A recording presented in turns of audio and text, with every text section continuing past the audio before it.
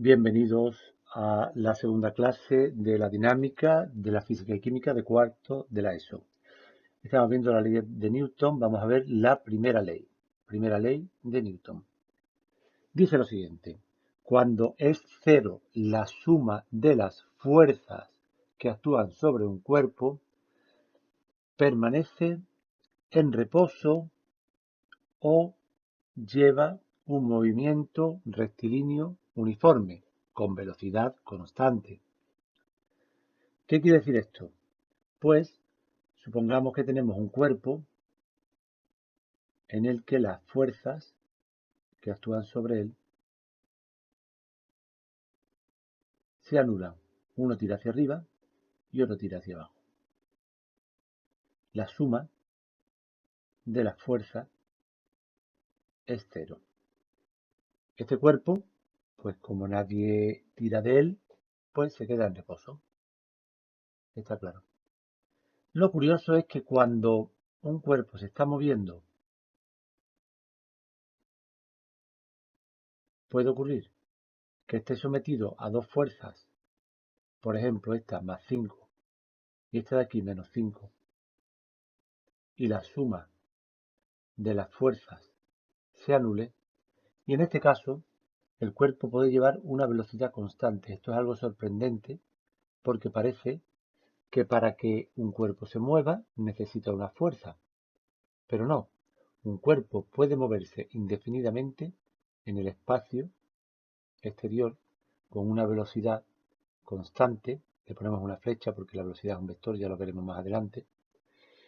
A velocidad constante sin que actúe sobre él ninguna fuerza.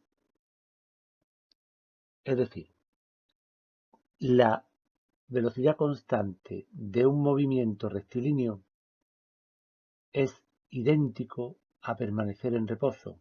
Esto lo podemos comprobar de la siguiente manera. Si yo estoy en un vagón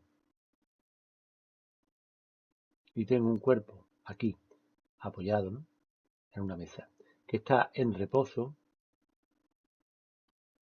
este vagón puede estar moviéndose y una persona que lo está viendo desde aquí lo ve con movimiento rectilíneo uniforme, lo ve moverse.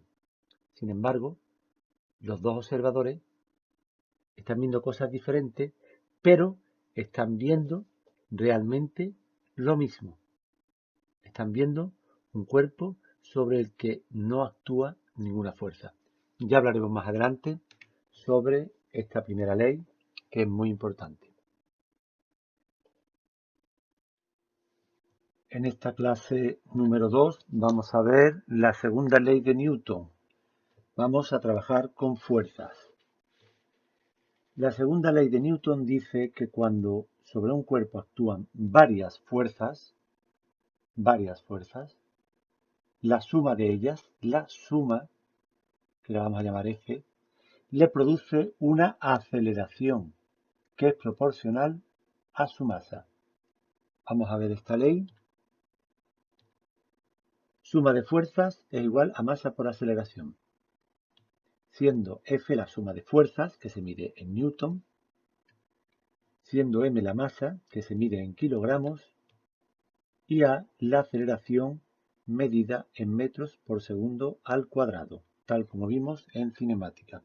Es decir, que si tenemos un cuerpo que está sometido a una fuerza F, una única fuerza como suma, pues esa fuerza, si tiene una masa m, le dará una aceleración igual a, si despejamos la de aquí, la m pasa dividiendo, fuerza partido por masa. ¿Esto qué quiere decir? Que mientras más grande sea la fuerza, más grande será la aceleración. Pero cuidado, la masa está aquí dividiendo. Un cuerpo con una masa muy grande, al dividir aquí por un número muy grande, tendrá una aceleración muy pequeña. Y a la inversa, un cuerpo con una masa muy pequeña, al dividir aquí por un número muy pequeño la fuerza, me dará una aceleración muy grande. Es algo que ya sabemos, si un cuerpo es grande, pues se resiste a moverse hay que empujarlo más para que se mueva. Y si un cuerpo es pequeño, con poca fuerza conseguimos acelerarlo mucho.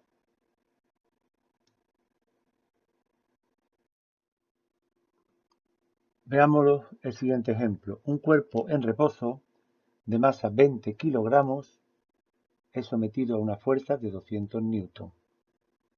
Calcula el espacio recorrido en 5 segundos.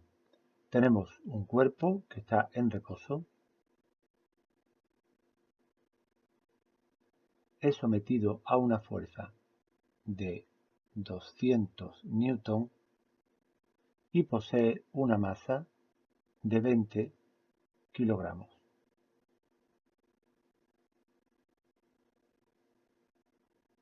Muy bien. Bueno, al ser sometido a esa fuerza, aquí es la fuerza, acelerará. Si este es el x inicial o el x sub 0, pues se desplazará hasta una x final, de manera que el cuerpo se irá moviendo con la aceleración que le corresponde hasta llegar al x final.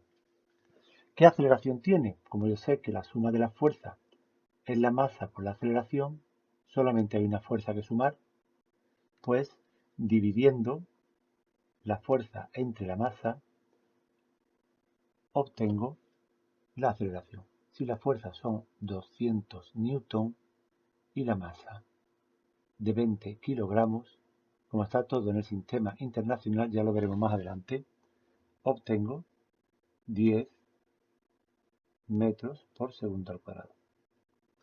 Y ahora que ya sé la aceleración que tiene el cuerpo, utilizo mi ecuación del movimiento rectilíneo uniformemente acelerado que conozco, y es la siguiente. La x o la x final será la x sub 0 más velocidad inicial por el tiempo más un medio de la velocidad por el tiempo, perdón, de la aceleración por el tiempo al cuadrado. Como me dice que está en reposo, la v sub 0 es 0. Puedo tachar este término. Como he empezado partiendo de x sub 0 igual a 0, pongo el sistema de referencia aquí el origen, el x sub 0, pues esto vale también 0. Con lo cual me queda que x es igual a la mitad de la aceleración por el tiempo al cuadrado. No tengo más que sustituir. Si la aceleración son 10 metros por segundo al cuadrado y el tiempo son 5 segundos que van al cuadrado, el espacio recorrido sería la mitad de 10, es 5 metros por segundo al cuadrado, 5 por 5, 25, segundo por segundo, segundo al cuadrado, se me van los segundos al cuadrado, y 25 por 5 son 125 metros, con lo cual hemos terminado el problema.